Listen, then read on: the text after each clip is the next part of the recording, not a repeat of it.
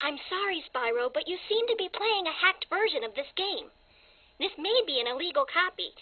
Since this copy has been modified, you may experience problems that would not occur on a legal copy.